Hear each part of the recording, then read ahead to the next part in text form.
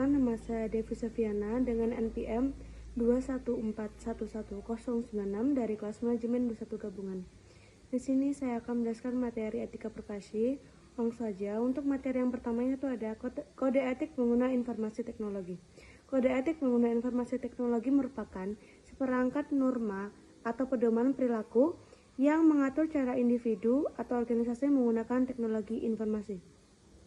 Kode etik ini memiliki tujuan, yaitu untuk yang pertama, mendorong perilaku yang bertanggung jawab. Kode etik membimbing individu dan organisasi dalam menggunakan teknologi informasi dengan penuh tanggung jawab, memastikan bahwa mereka tidak menyalahgunakan atau merugikan orang lain. Yang kedua ada melindungi hak dan privasi individu. Kode etik berupaya untuk memastikan bahwa informasi pribadi dan data sensitif dari individu dilindungi dari penyalahgunaan yang aksesnya tidak sah. Yang ketiga ada menjaga keamanan dan integritas data. Kode etik membantu dalam mencegah kebocoran atau kerusakan data dan memastikan bahwa setiap data atau informasi yang disimpan dan digunakan itu sangat aman. Yang terakhir ada kode etik pengguna informasi teknologi diharapkan untuk dapat mematuhi dan menggunakan atau terlibat dalam pengelolaan teknologi informasi. Mengapa sih kode etik itu penting? Karena kode etik memiliki alasan. Yang pertama, mengamankan privasi dan keamanan. Membantu melindungi privasi dan keamanan informasi pribadi dari penyalahgunaan atau akses yang tidak sah. Yang kedua, mencegah penyalahgunaan, mendorong penggunaan teknologi secara etis dan bertanggung jawab, menghindari penyalahgunaan atau kegiatan yang ilegal. Yang ketiga ada mengedepankan etika profesional. Penting bagi profesional di bidang IT untuk mengikuti prinsip-prinsip etika dalam bekerja atau berinteraksi dengan pelanggan atau rekan kerja. Untuk materi yang kedua ada resiko dan dampak negatif. Jika kode etik itu pengguna informasi teknologi diabaikan atau tidak diterapkan, berbagai resiko akan muncul. Untuk resiko yang pertama, kerusakan privasi data. Informasi pribadi dan sensitif dapat terbuka untuk akses yang tidak sah atau penyalahgunaan mengancam privasi individu. Yang kedua ada ancaman keamanan. Sistem dan data dapat menjadi rentan terhadap serangan cyber, malware, atau upaya pencurigaan atau manipulasi. Yang ketiga ada peningkatan cyberbullying. Situasi ini di mana individu atau kelompok mengalami intimidasi atau pelecehan melalui platform digital dapat meningkat, mengancam kesejahteraan mental dan emosional. Yang selanjutnya ada pelanggaran privasi dan keamanan di tempat kerja. Informasi rahasia perusahaan atau data karyawan dapat terancam, berdampak pada operasi bisnis dan reputasi perusahaan. Yang terakhir ada kehilangan reputasi dan kepercayaan. Organisasi atau individu yang tidak mematuhi kode etik itu dapat beresiko kehilangan kepercayaan masyarakat atau pelanggan yang dapat merusak reputasi. Untuk materi yang selanjutnya yaitu ada peran kode etik. Ada beberapa cara di mana kode etik itu menggunakan teknologi yang dapat membantu memitigasi resiko dan konsekuensi negatif yang telah diidentifikasi sebelumnya dan beserta contoh konkret. Untuk yang pertama yaitu ada melindungi privasi data. Kode etik memerintahkan pengguna untuk memperlakukan informasi dan pribadi dengan rahasia, hanya mengaksesnya sesuai kebutuhan. Contoh, seorang profesional IT menginspeksi data pribadi klien dan hanya memberikan akses kepada pihak yang berwenang. Untuk yang kedua, meningkatkan keamanan informasi. Kode etik mengharuskan pengguna untuk mengimplementasikan tindakan keamanan seperti pengguna sandi kuat, firewall, dan pembaruan perangkat lunak. Contohnya yaitu seorang administrator jaringan secara teratur memeriksa dan memperbarui sistem untuk mengatasi kerentanan keamanan potensial. Yang ketiga ada mencegah cyberbullying. Kode etik menyuarakan larangan terhadap perilaku intimidasi dan pelecehan online serta mempromosikan penggunaan internet yang bertanggung jawab dan kehormatan.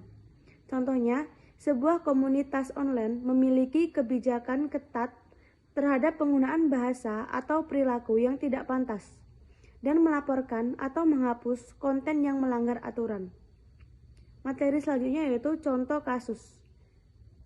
Ada contoh kasus yang menggambarkan peran penting dari kode etik pengguna informasi teknologi. Untuk kasus yang pertama, kepatuhan kode etik mencegah kebocoran data. Contoh dari skenario, sebuah perusahaan keuangan memiliki kebijakan ketat terkait privasi data. Pelanggaran seorang karyawan tanpa izin mencoba mengakses data informasi keuangan pribadi beberapa klien yang terkenal. Namun, sistem keamanan yang diterapkan sesuai dengan kode etik mencegah tanpa izin ini. Dampak positif kode etik yang pertama, data pelanggan tetap terlindungi, menghindari potensi kebocoran informasi yang sensitif. Yang kedua ada karyawan yang melanggar kode etik dikenai sanksi sesuai dengan kebijakan perusahaan, memberikan sinyal jelas bahwa pelanggaran privasi tidak akan ditoleransi. Untuk kasus yang kedua, ada pelanggaran kode etik dan kerugian reputasi. Untuk skenarionya, sebuah agensi pemasaran digital mengabaikan kebijakan privasi dan mengumpulkan data pribadi tanpa izin. Informasi ini kemudian bocor dan menjadi viral di media sosial, menciptakan kemarahan publik dan memicu investigasi hukum. Dampak negatifnya dari ketidakpatuhan kode etik ini, yang pertama, kerugian besar bagi reputasi agensi dengan banyak klien, mengakhiri kerjasama dan potensi tuntutan hukum dari perilaku yang data mereka terpengaruh.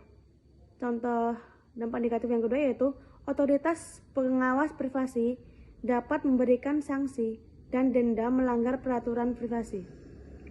Dari kasus-kasus di atas itu menunjukkan betapa pentingnya mematuhi kode etik pengguna informasi teknologi yang dapat melindungi privasi, keamanan, dan reputasi.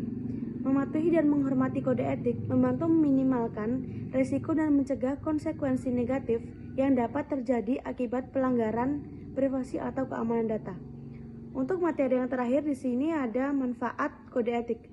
Mematuhi kode etik memberikan manfaat yang sangat penting berbagai perspektif, termasuk dalam individu, organisasi, atau masyarakat luas.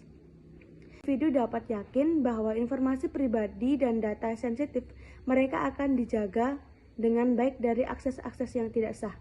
Yang kedua ada kesejahteraan psikologis. Menghindari situasi seperti ini atau pelecehan online membantu dan mempertahankan kesehatan mental dan emosional. Untuk dari perspektif organisasi, ada kepercayaan dan reputasi. Organisasi yang mematuhi kode etik membangun kepercayaan dengan pelanggan klien dan mitra bisnis yang berkontribusi pada reputasi yang baik. Yang kedua ada pematuhan hukum. Mengikuti kode etik memastikan bahwa organisasi mematuhi hukum dan peraturan terkait dengan teknologi informasi yang menghindari sanksi hukum dan denda. Dari perspektif masyarakat secara luas, yaitu yang pertama ada lingkungan digital yang aman dan etis. Mematuhi kode etik dan menciptakan lingkungan yang aman, adil, dan bermanfaat bagi masyarakat. Yang kedua ada pengajuan teknologi untuk kemajuan bersama. Organisasi yang mematuhi kode etik ini berkontribusi pada inovasi teknologi yang dapat memberikan kehidupan dan memajukan masyarakat. Dengan mematuhi kode etik pengguna teknologi, individu atau masyarakat secara luas dapat menikmati lingkungan teknologi yang lebih aman, etis, dan bermanfaat bagi semua pihak yang terlibat. Mungkin hanya itu yang bisa saya sampaikan. Kurang dan lebihnya saya mohon maaf. Saya akhiri. Wassalamualaikum warahmatullahi wabarakatuh.